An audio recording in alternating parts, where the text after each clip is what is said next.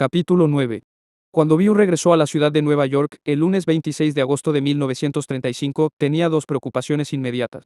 Tan presionante como era su necesidad de encontrar para él una posición ventajosa en los negocios, era igualmente urgente su necesidad de hacer algo acerca del alcoholismo. Clint F., quien antes había sido su compañero de bebida y lo había presentado a Huey Zorn, encontró a View en una oficina de agentes de acciones poco después de su regreso, y View le contó acerca de la pelea de procuración. Yo no estaba interesado en sus asuntos económicos, dijo Clint, pero hubo algo que sí me interesó mucho y lo escuché con mucha atención. Manifestó que no había tomado un trago de licor desde hacía varios meses y de verdad que así lo parecía. Le faltaba la impresión de lejanía del viejo juez de circuito, de hecho, su expresión era más bien benévola, como si le hubiera llegado una cierta clase de asentamiento personal. Dijo que él y un doctor amigo de Akron creían haber encontrado una respuesta a uno de los problemas más desconcertantes de la sociedad, el borracho crónico, el alcohólico. Afirmó que habían aprendido a ayudarse uno al otro, de una manera que no prohibía, sino que más bien alimentaba el deseo de beber. También habló algo sobre la ayuda de un poder más grande. Clint, que había estado a punto de invitar a View a tomarse un par de tragos, se encontró pendiente de cada una de las palabras de View. Solo es de un día a la vez, expresó View, y no es una batalla contra el licor, esta se acabó. Clint quería oír más, pero View se estaba impacientando. Tenía una cita en un hospital de la parte alta de la ciudad. Yo estaba intentando prolongar la conversación, porque en los últimos tiempos me estaba sintiendo terriblemente solo, y aquí estaba un View que no había conocido antes, dijo Clint, de manera que me agarré a él débilmente. Lo perseguí hasta el elevador y le pregunté qué hacía en el hospital. View respondió, bueno, Clint, estamos en la línea de fuego con los borrachos. Voy a ver a los peores casos, que tienen y hablarles acerca de mí mismo. Es maravilloso ver que aunque sea uno responde. Clint estaba consciente de su propio problema con la bebida, recordó que, después que se cerró la puerta del elevador, se dio cuenta de que quería ir con View. Tuvieron que pasar otros 13 años para que Clint fuera con View, llegó a Alcohólicos Anónimos en 1948. Por supuesto, el hospital era el Towns y ahí View encontró a Hank P., un pelirrojo lleno de energía, cuya manera de beber le había costado un puesto ejecutivo en una de las principales compañías petroleras. Un promotor incansable, Hank fue el primero de los borrachos con los que View trabajó en Nueva York, que permaneció sin beber durante un buen tiempo. Hank es el incrédulo de la primera edición del Libro Grande. En el Towns, View también encontró a Fitz M., nuestro amigo sureño del Libro Grande que residía en Cumberstone, Maryland. Hijo de un ministro, Fitz estaba bebiendo cuando fue internado, por un sentimiento de inferioridad, incompetencia e indignidad, y, cuando lo abrumaron las necesidades de otros en su familia, como sus enfermedades, nacimientos y traumas. Lois describió a Fitz como un soñador adorable y poco práctico. Él y los Wilson pronto fueron devotos amigos. Clinton Street 182, en Brooklyn Heights, hogar y lugar de reunión para los alcohólicos de Nueva York que estaban en A. En los días en que se formó esta View tenía muchas de las cualidades de Hank y, sin duda, admiraba la agresividad y la condición atlética del mismo. Sin embargo, View también tenía un lado intelectual, erudito que le daba un campo común con Fitz. A View le interesaban las ideas nuevas y también era un soñador. Pero View y el Dr.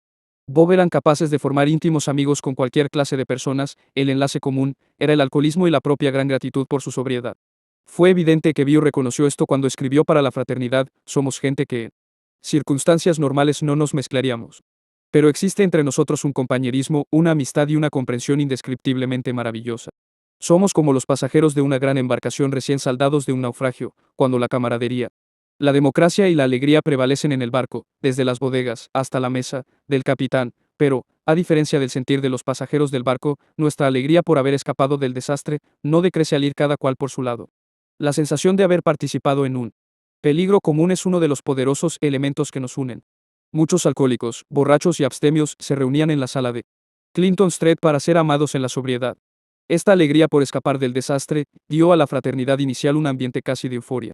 Al buscar la metáfora para describir esta sensación, es probable que View recordara su experiencia durante la Primera Guerra Mundial, a bordo del Lancashire. A partir del otoño de 1935, View y Lois empezaron a efectuar juntas semanales los martes por la noche en su hogar, en Clinton Street. Hank P. y su esposa Kathleen iban desde Teaneck, New Jersey. Fitz M. iba con frecuencia desde Maryland y, según Lois, también asistía algunas veces Sep C., su amigo de Vermont. Todavía estaban trabajando con Freddie B., el profesor de química. Otros que mencionó Lois, de los que asistían, fueron Brooke B., de la Misión del Calvario, View R., y su esposa, no alcohólica, Kathleen, Ernest M., Herb D., y su esposa Margaret, desde New Jersey, y, por supuesto, Evie, Alec y los demás que vivían en la casa de los Wilson. La práctica de abrir el propio hogar, convirtiéndolo en una especie de casa de medio tratamiento, ya la habían iniciado en Akron el Dr. Bob y Anne Smith, que a lo largo de los años continuarían amparando a los hombres sin hogar. Ahora, siguiendo la guía establecida por sus amigos de Akron, Beau y Lois, convirtieron su propio domicilio en un albergue similar. Estos también tenían una teoría de que los alcohólicos sentían que no eran amados y, por tanto, ellos, los Wilson, los amarían en la sobriedad. Beau y Lois ocuparon el apartamento del segundo piso, que había sido remodelado por el doctor Burnham para su esposa. Cuando estuvo enferma, el resto de la casa lo pusieron a disposición de los alcohólicos que se estaban recuperando. Aunque Lois hacía la mayor parte del trabajo de la casa y la cocina además de ir a su trabajo de tiempo completo, en Loeses aparentemente ninguno de los dos lo consideró injusto. Russ R., que recibió su hospitalidad durante más de un año, lo describió de esta manera. Todos nosotros vivimos en Clinton Street, sin pagar renta, con alimentos gratuitos, todo de balde, y Lois estaba haciendo todo el trabajo. Durante el día se iba a trabajar en una tienda de departamento y cocinaba para nosotros y nos proporcionaba todo el dinero que había en la casa entera. Russ recordó a algunos de los otros huéspedes de ese tiempo, entre ellos Wes W., que vivían en el sótano. Alguna vez Wes había disfrutado de las mejores cosas de la vida y había viajado por el mundo. Tenía una anécdota llena de colorido, acerca de que se había lanzado a la alberca de un hotel muy exclusivo, causando que los demás huéspedes huyeran disgustados. Wes nunca perdió su paladar por el tratamiento de primera clase. Una mañana, cuando Lois hizo hot cakes para todos los que vivían en la casa, Wes llegó tarde de su dormitorio, en el sótano, y solo quedaban unos pocos. Herido y ofendido, cuando Lois se rehusó a hacer más, se levantó, arrojó su servilleta y salió ruidosamente de la casa, jurando que nunca volvería. En realidad, solo fue tan lejos como se encontraba un restaurante Chills. Por más hotcakes. La última vez que Russ lo vio, Wes se estaba muriendo de cáncer en Bellevue. Le pidió a Russ que le llevara una botella de escocés, no de cualquier marca, quiero Walker. Luego añadió, no cualquier Johnnie Walker, que sea etiqueta negra. Pero cuando Russ regresó al día siguiente con la botella de Johnnie Walker etiqueta negra, Wes había muerto. El doctor Silcourt mandó un prospecto, ligeramente intoxicado. Después de pasar la noche en Clinton Street, a la mañana siguiente tenía unas náuseas horribles. Posteriormente, Lois encontró una botella de whisky vacía en la cocina. El día anterior, la misma botella, que había sido un regalo de Navidad para los Wilson, había estado llena de miel de maple de Vermont. Al reconstruir lo que había sucedido, Lois se dio cuenta que su invitado se la debió haber tomado sin respirar, antes de enterarse de qué era lo que estaba pasando por su garganta. Beau C. fue huésped de los Wilson durante casi un año. Era abogado y jugador profesional de bridge, o sea, durante el día, un respetable abogado y un jugador durante la noche. Debido a su programación diurna y nocturna, rara vez lo veían los Wilson. Permaneció solo en la casa durante el verano de 1936 cuando los Wilson fueron a visitar a Fitz y compañía en Maryland. Beau Wilson regresó antes a casa y al momento en que abrió la puerta principal, olió a gas. Corriendo escaleras arriba, encontró el cuerpo de Beau C., que se había suicidado, dejando correr el gas de la cocina por una de las tuberías que puso en su boca. En apariencia, había estado tirado ahí durante varios días. Pasaron algunos meses antes de que Beau y Lois se dieran cuenta de que Beau C. había estado vendiendo su ropa, que había estado colgada en un ropero del vestíbulo cerca de su habitación. Entre las cosas faltantes estaban un traje de vestir y el de etiqueta de Beau. Lois perdió vestidos de noche y una bufanda de terciopelo. Con su aptitud característica para las exageraciones, Beau dijo que Beau se vendió todas las puntadas de la ropa que había en la casa, y por el remordimiento, abrió la llave del gas. Finalmente, tanto Beau como el doctor Bob empezaron a dudar de la sabiduría de permitir que los alcohólicos en recuperación vivieran en sus hogares durante periodos extensos. Beau se refirió a este suicidio como un ejemplo literal de atar a la gente con bondad. Russ, el hombre que le llevó el escocés a Wes y que él mismo no logró estar sin beber de una manera permanente, sino hasta 1949, dijo que no podía recordar que alguno de los hombres llegara a estar sobrio cuando él estuvo viviendo con los Wilson. En tanto que Lois, posteriormente, también admitió que su tasa de éxito fue baja durante el periodo 1935-36 en Clinton Street, hizo notar que muchos de los alcohólicos, con los que Beau trabajó durante esa época, después se recuperaron. En otras palabras, manifestó Lois, se habían plantado las semillas de la sobriedad y arraigaron lentamente. El libro grande, cuando fue publicado 3 años después, sugirió precaución y prudencia para ofrecer hospitalidad a un alcohólico. Estén seguros de que será bien recibido por su familia, y que no esté intentando abusar de su dinero, contactos o albergue. Permítanle eso y solo lo dañarían, ya que le estarán haciendo posible el que no sea sincero. Pueden estar ayudando a su destrucción en vez de su recuperación. Rara vez permitimos que un alcohólico viva en nuestros hogares durante mucho tiempo, no es bueno para él y algunas veces crea complicaciones serias en una familia. Beau y Lois habían permitido que algunos de los hombres vivieran con ellos tanto tiempo como un año. Aparentemente, dejaron la práctica cuando se dieron cuenta de que era de muy poca ayuda para que, en realidad, los hombres permanecieran sin beber. Con frecuencia, Beau era demasiado optimista respecto al trabajo que estaba haciendo. De la Ingenuidad de View en este primero y quizás segundo año de su sobriedad, apuntó Russ con una hora de plática intentaba que la gente dejara de tomar. Los llevaba a un cuarto, discutía con ellos, les exponía sus teorías y salía radiante diciendo, ahí hay un hombre que nunca volverá a tomar otro trago, te lo apuesto. En aquellos días, los argumentos de View no siempre eran congruentes. Era muy egoísta y la mayor parte de nosotros lo fuimos, pero lo era tan tenazmente que, si quería algo, lo creía cierto y empezaba con una conclusión. Si pensaba, este hombre va a dejar de beber, suponía que el hombre iba en camino de estar sobrio, comenzaba con una falsa premisa y, con lógica, trabajaba paso por paso para llegar a la conclusión inicial. En tanto que View era bastante más listo que la mayoría de la gente, dijo Russ, se perdía en el camino, cuando quería algo con mucho empeño, llegaba a estar dispuesto a doblar las cosas un poco. Vivía el muchacho que había tenido la determinación de hacer un boomerang, View continuaba yendo tras lo que quería con la misma mentalidad de tener un solo objetivo. Sin embargo, concluyó Russ, si no hubiera sido así, no existiría. Lois no se quejaba por la carga de trabajo que había caído sobre ella posteriormente, explicaría su enorme capacidad para el trabajo arduo diciendo que su padre había sido un verdadero conductor de esclavos. Pero, su actitud hacia la nueva vida de View, de cierta manera, era más ambivalente, como indica su descripción.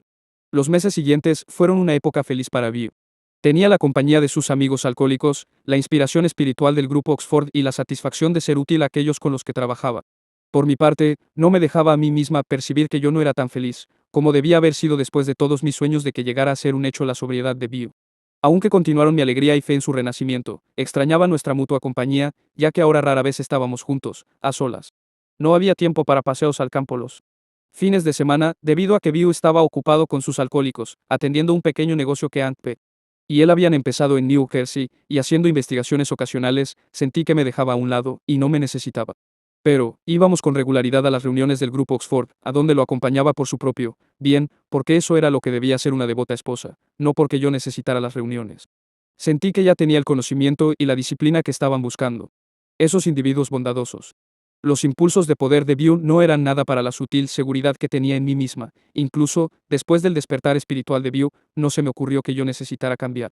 Un domingo, View me dijo despreocupadamente, tenemos que apresurarnos o llegaremos tarde a la reunión del grupo Oxford. Yo tenía un zapato en la mano, y antes de que me diera cuenta de lo que sucedía, se lo había lanzado diciéndole, que se vayan al demonio tus anticuadas reuniones. Ese día, por primera vez, empecé a mirarme analíticamente. Hasta entonces, me había sentido segura de mí misma, ya que amaba a View y quería ayudarlo, sentía que tenía que estar en lo correcto.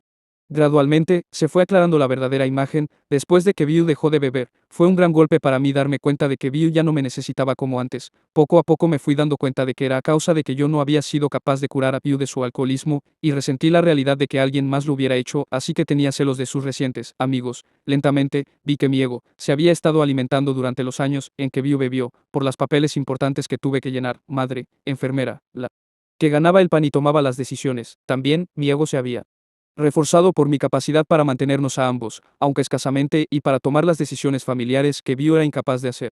También vi que me creía muy virtuosa y era muy pagada de mí misma, al creer que estaba haciendo por View lo que ninguna esposa podía hacer. He llegado a creer que la seguridad en mi virtud es uno de los peores pecados, es inconquistable. Ningún rayo de luz puede atravesar su coraza, conserva apartadas a sus víctimas muy lejos de los demás.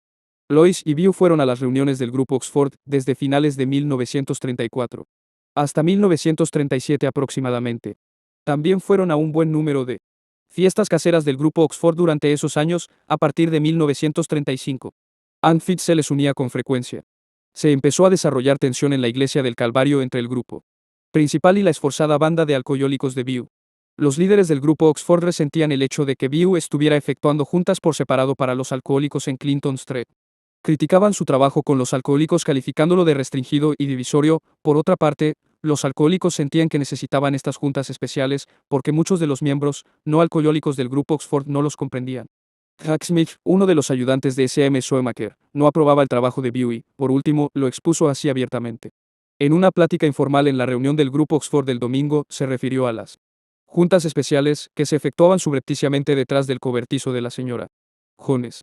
El ambiente del grupo Oxford se enfrió ligeramente para los Wilson. Cerca del final de 1935, a los alcohólicos que vivían en la Misión del Calvario, se les dieron instrucciones de que no asistieran a las juntas de Clinton Street. Esto no solo nos lastimó, sino que nos sentimos decepcionados del liderato del grupo, recordó Lois.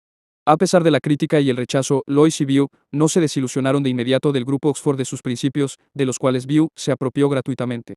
Lois describió las fiestas caseras de fin de semana del grupo Oxford a las que asistieron como una mezcla de convención y retiro. Llegaba gente de lejos y de cerca, para estar reunidos con el fin de adorar, meditar, para pedir guía a Dios y, al hacerlo juntos, ganar fortaleza. Por lo general, 2 o 3 personas muy conocidas conducían las reuniones, inspirándonos al resto para hacer lo que ellos habían hecho. Bew asistió por primera vez a una de esas fiestas caseras en Richmond, Virginia, en diciembre de 1935. Al siguiente año Lois y él fueron a otras, en Stockbridge, Massachusetts, Los Poconos de Pensilvania y en West Point, Nueva York. Conocieron a Frank Buchman, el fundador del grupo Oxford, pero nunca llegaron a intimar con él. Cuando, posteriormente, se le preguntó a Bew si había conocido a Buchman, solo contestó: nos saludamos de mano. En junio de 1936, cuando el grupo Oxford estaba en la cúspide de su popularidad, como un movimiento inspiracional, 10.000 personas se congregaron en los Berkshires para asistir a la reunión de Stockbridge. Del suceso de 10 días de duración informó la edición de octubre de God Housekeeping, en un artículo titulado El grupo Oxford reta a los Estados Unidos. God Housekeeping lo describió así: en el grupo Oxford no se da ningún comprobante de ser miembro, no se pagan cuotas ni los líderes cobran, no es una religión nueva ni expone teorías teológicas, incluso no tiene reuniones de una manera regular. Meramente es una fraternidad de individuos que buscan seguir una cierta forma de vida, según dicen, es una determinación, no una denominación. Sigue los principios cristianos del primer siglo aplicados al siglo XX. Con él se identifican los católicos, episcopales, metodistas, presbiterianos, bautistas, miembros de todas las iglesias y de ninguna. No es una religión, dice un fundador, sino una revitalización de esa religión que el individuo puede haber permitido que degenere. Durante el decenio de los 1930, la práctica del grupo Oxford de dar testimonio estaba ayudando a los alcohólicos en todo el país. El movimiento había proliferado en todos los Estados Unidos, en el sur, en las Virginias, en California, en todo el medio y este e igualmente en Canadá. En cada uno de esos lugares había alcohólicos que buscaban la sobriedad. Es posible que los miembros alcohólicos de esos grupos finalmente llegaran a Alcohólicos Anónimos. Con toda probabilidad, el grupo Oxford atrajo alcohólicos sencillamente porque acudía gente que tenía problemas. El año de la Gran Reunión de Berkshire, 1936, también fue de dificultades para el grupo Oxford. En agosto, el World Telegram de Nueva York publicó un artículo acerca de Buchman en el que se le acusaba de haber sido pronazi. El periódico citaba que Buchman había expresado: doy gracias al cielo por un hombre como Adolfo Hitler que construyó una línea frontal de defensa contra el anticristo del comunismo. Pienso en lo que significaría para el mundo si Hitler se rindiera a Dios. Mediante un hombre así, Dios podría controlar a una nación y resolver todos los problemas, ya que los problemas humanos no son económicos, sino morales y no se pueden resolver por medio de medidas inmorales. En tanto que la mayor parte de las exposiciones del incidente, incluso de los críticos de Buchman, a partir de entonces lo han vindicado, el artículo llevó al grupo a una controversia pública. Al mismo tiempo, tuvo lugar un cambio sutil, tanto en el mensaje como en la función del grupo Oxford. Cambió de pequeños íntimos a grandes reuniones. En 1938, después de que la Universidad de Oxford exigió que, debido a la controversia, el grupo ya no utilizara su nombre, tomó la denominación de Rearmamiento Moral, abreviado MRA. Cada vez más se funcionaba mediante asambleas nacionales y mundiales. Se salió del movimiento un buen número de los primeros seguidores, insatisfechos con el cambio del énfasis individual a los métodos masivos. Hubo varias razones para que Bew saliera del grupo Oxford en 1937, tenía una convicción creciente de que los alcohólicos necesitaban trabajar con los de su propia clase, un punto de vista que continuó teniendo durante el resto de su vida. Él mismo había recibido la ayuda de los servicios de un pequeño grupo íntimo del grupo Oxford, un concepto que estaban a punto de abandonar. En Akron, en donde el Dr. Bob y los demás permanecieron en el grupo Oxford hasta 1939, la intimidad del pequeño grupo continuó en el hogar de T. Henry Williams. Debido a que, con frecuencia, las razones de Bew eran mal interpretadas, posteriormente escribió cartas y artículos para indicar la escisión. Una de sus declaraciones más extensas de la situación la hizo en una carta fechada el 30 de octubre de 1940 a un miembro de Richmond, Virginia. Siempre me agrada decir en privado que algunas de las presentaciones y el énfasis del grupo Oxford sobre el mensaje cristiano salvaron mi vida. No obstante, también es cierto que otras actitudes del GO casi me llevaron a beber otra vez y, desde hace mucho, descubrimos que, sí, pretendíamos acercarnos con éxito a los alcohólicos, estas actitudes deberían abandonarse. Al ser la recuperación un asunto de vida o muerte, para los alcohólicos, llegó a ser una cuestión de adoptar las que funcionaban y rechazar aquellas que no lo hacían. Por ejemplo, uno menos el principio del evangelismo agresivo tan prominente como una actitud del grupo Oxford, tuvo que dejarse a un lado con objeto de obtener algún resultado con los alcohólicos. La experiencia mostró que este principio, que pudo haber sido absolutamente vital para el éxito del grupo Oxford, rara vez tocaría a los neuróticos de nuestro matiz. 2 menos se encontró que era mala la publicidad o prominencia personal excesiva en el trabajo. Los alcohólicos que hablaban demasiado en tribunas públicas, era probable que llegaran a inflarse y a beber de nuevo. Nuestro principio del anonimato, en tanto concierne al público en general, corrige hasta cierto punto esta dificultad. 3 menos los principios de honestidad, pureza, desinterés y amor, equivalen a una meta para los miembros de AA. Y los practican tanto ellos como otros grupos de gente. Sin embargo, encontramos que, cuando se ponía la palabra absoluto calificando a estos atributos, se iban por centenares o les daba una inflación espiritual temporal que resultaba en un derrumbe. 4 menos se descubrió que había que dejar todas las formas de coerción, tanto las directas como las indirectas. Encontramos que, con frecuencia, resultaba en críticas la comprobación en manos de aficionados, y que eso llevaba al resentimiento, que probablemente es el problema más serio que molesta al alcohólico común. 5 menos en tanto que la mayor parte de nosotros creemos profundamente en el principio de la guía, pronto fue aparente que para recibirla con certeza, se necesitaba una considerable preparación espiritual. 6 menos nos dimos cuenta de que se tenía que poner mucho más énfasis en la práctica real de los principios de tolerancia y amor del que tenían en el GEO, principalmente en la tolerancia. Teníamos que volvernos mucho más inclusivos y, si fuera posible, nunca exclusivos. Nunca podemos decir a nadie ni insinuar que debe estar de acuerdo con nuestra fórmula o será excomulgado. El ateo puede levantarse en una junta de AA, negando a Dios, aunque relatando cómo ha sido ayudado de otra manera. La experiencia nos dice que más tarde cambiará de modo de pensar, pero nadie le dice que tiene que hacerlo. 7 menos con objeto de poner en práctica todavía más allá el principio de la inclusividad y la tolerancia, no pedimos ningún requisito religioso a nadie. Todo aquel que tenga un problema de alcohol, que desee liberarse de él y ajustarse felizmente con las circunstancias de su vida, se convierte en miembro de AA. Solo por asociarse con nosotros. A nadie se le pide nada más que sinceridad. En este ambiente, el ortodoxo, el no ortodoxo y el incrédulo se mezclan de una manera feliz y útil, y en casi todos los casos, resulta un gran crecimiento espiritual.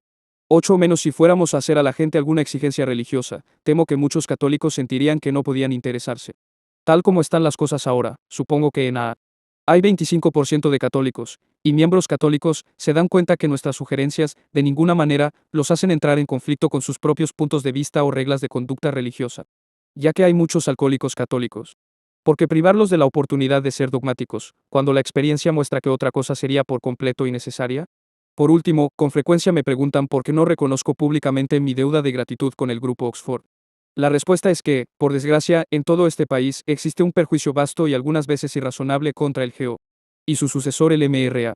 Mi dilema es que, si hago un reconocimiento así, puedo establecer una conexión entre el GEO y Alcohólicos Anónimos, que actualmente no existe.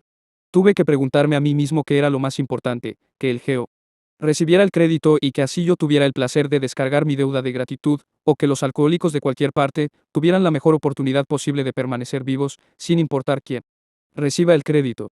Bill tuvo amigos en el grupo Oxford que entendieron su punto de vista de la situación.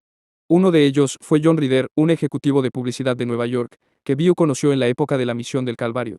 Reader hizo estos comentarios acerca de la separación de Bill del grupo Oxford. Yo estaba, o me sentía, muy cerca de Bill Wilson en los días anteriores a que se iniciara Alcohólicos Anónimos. Ed Wallace, un compañero de equipo íntimo mío, ocupó mucho tiempo con Bill, hizo que estudiara un curso de oratoria en el Downtown Athletic Club, pero creo que el propio grupo rechazó a Bill cuando procedió de acuerdo a su guía para crear un grupo especial para los AA. En esa época, si estabas asociado con el grupo, tu guía parecía ser de un valor dudoso, a menos que le diera el visto bueno S.A.M. Schoemaker, Frankie Buchman o uno de los representantes acreditados. Recuerdo a un querido amigo sacudiendo tristemente la cabeza, al apuntar, Bill nunca tendrá suerte con una empresa de él mismo. Le pregunté por qué y me respondió, ¿por qué no le da todos los créditos al grupo? En esa época Bill tenía bastantes curaciones a su crédito y celo arduamente que había intentado trabajar con el grupo, y cómo habían sido recibidos sus esfuerzos. Bill nunca falló en dar el crédito correspondiente al grupo o a los miembros, que lo ayudaron, de hecho. Sus expresiones habían sido mayores de lo acostumbrado en reconocimiento y gratitud. Por supuesto, no podía decir lo que mi amigo deseaba que él manifestara, le debo todo al grupo Oxford, ya que si lo hubiera dicho sería mentiroso. Esto sería de la misma manera, como si un hombre dijera, todo se lo debo a mi maestro de la escuela primaria. El grupo Oxford no aprobaba la concentración, no aprobaba la concentración de los alcohólicos, en su problema, con la exclusión de otras inquietudes del grupo. Incluso, Lois dijo que el grupo Oxford más o menos nos dio un puntapié para que nos fuéramos, que a Bill y a ella los agrupados no los consideraban el máximo. En el grupo Oxford se utilizaba la expresión el máximo por definir el grado de compromiso que se esperaba respecto a los objetivos del grupo. Bill siempre era generoso al reconocer la deuda de AA. Al grupo Oxford invariablemente ligaba a este en relación al Dr. S.A.M. Schoemaker. A View le empezaron a llegar algunas oportunidades de negocios, y siempre las recibía con agrado. Todavía los Wilson solo contaban con lo que ganaba Lois. A principios de febrero de 1936 recibió una asignación para investigar una compañía en Harrisburg, Pensilvania. También tuvo un breve trabajo solicitando procuraciones y se materializaron algunas otras asignaciones. La mayor parte de las investigaciones de View en el mercado de valores en esa época fueron para Clayton Cow de la firma Cow y Foley. Al no estar realmente en la nómina, se le pagaba cada asignación, recibiendo con frecuencia una acción en las utilidades que resultaban sus investigaciones. Hubo una vez en que la firma casi lo colocó en el consejo de administración de la compañía, y Antera Fisk Tire de Boston, se le hizo uno de los directores de la compañía, Piece Governor, fabricante de piezas automotrices en Anderson, Indiana. También tuvo algunas asignaciones de su viejo Frank Shaw, el que le había dado su primera oportunidad en Wall Street, aunque View y Shaw se separaron. Legalmente en 1929, permanecieron siendo amigos durante toda la vida. En una carta de 1960 a la esposa de Crank, Elise Shaw, View escribió: a la vez es admirable y confortante que mi experiencia con Frank en Wall Street haya tenido mucho que ver con el éxito actual de AA. Fue el entrenamiento que recibí entonces en los grandes asuntos, y el esfuerzo constante para prever y evaluar el futuro, lo que a partir de ahí ha contado tanto y, sin esa experiencia invaluable, hubiera cometido gran cantidad de errores deplorables. Mediante ningún esfuerzo de la imaginación hubiera podido integrar el lado de los asuntos materiales y la política de nuestros asuntos de AA con su objetivo espiritual. El trabajo de investigación que hizo View en 1936 a 1937 fue el último intento serio para reincorporarse al campo de los valores, aunque durante los 5 años siguientes, intentó algunas otras empresas comerciales. En septiembre de 1936 murió el padre de Lois, que era el propietario de la casa de Clinton Street. Tomó posesión de esta la compañía hipotecaria, que permitió a los Wilson que permanecieran ahí por una pequeña renta. Fue su aguda pobreza. View había persuadido a Lois para que dejara su trabajo en Loesers, desde marzo, la que casi persuadió a View de que aceptara un empleo como terapista de alcoholismo pagado.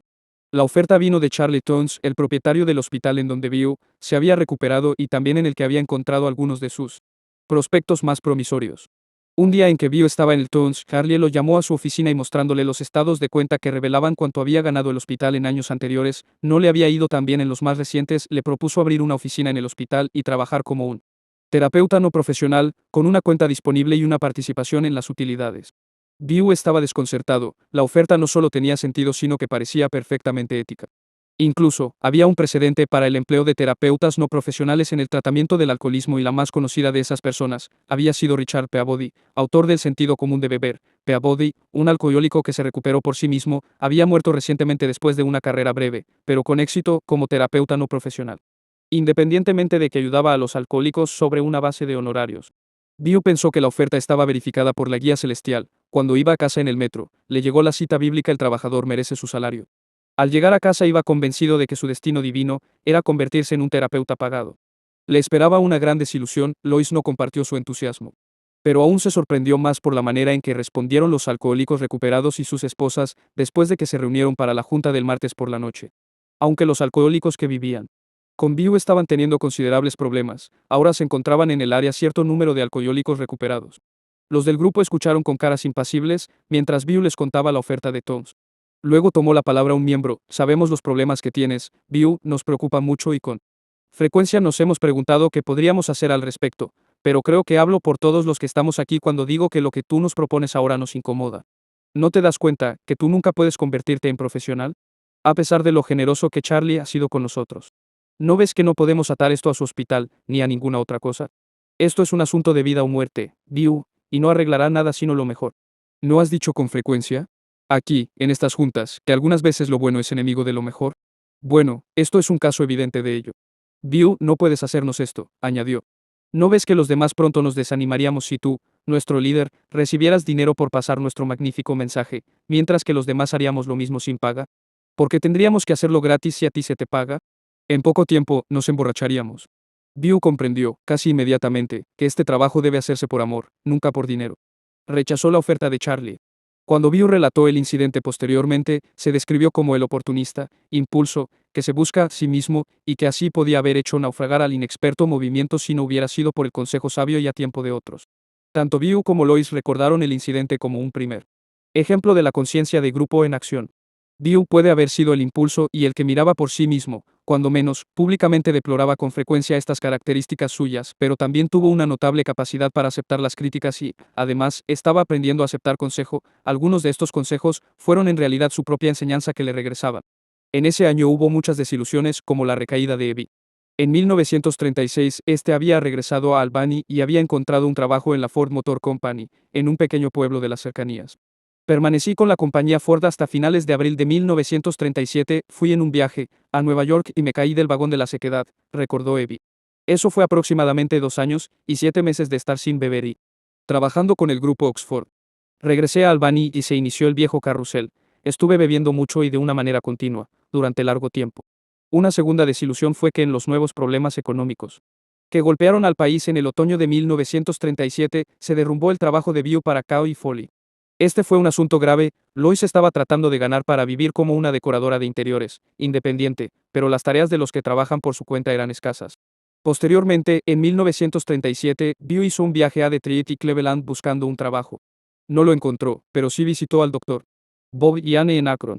En esta visita fue cuando los dos hombres llevaron a cabo una revisión formal de su trabajo de los 2 años anteriores. Bill pudo haber estado exagerando las cosas cuando declaró que, cuando menos, 20 casos habían estado sobrios un par de años, pero al contar a todos los que parecían haber encontrado la sobriedad en Nueva York y Akron, concluyeron que más de 40 alcohólicos estaban permaneciendo secos como consecuencia del programa. Al revisar con cuidado esta marca, súbitamente nos asaltó la idea de que una nueva luz estaba brillando en el oscuro mundo del alcohólico, escribió Bill.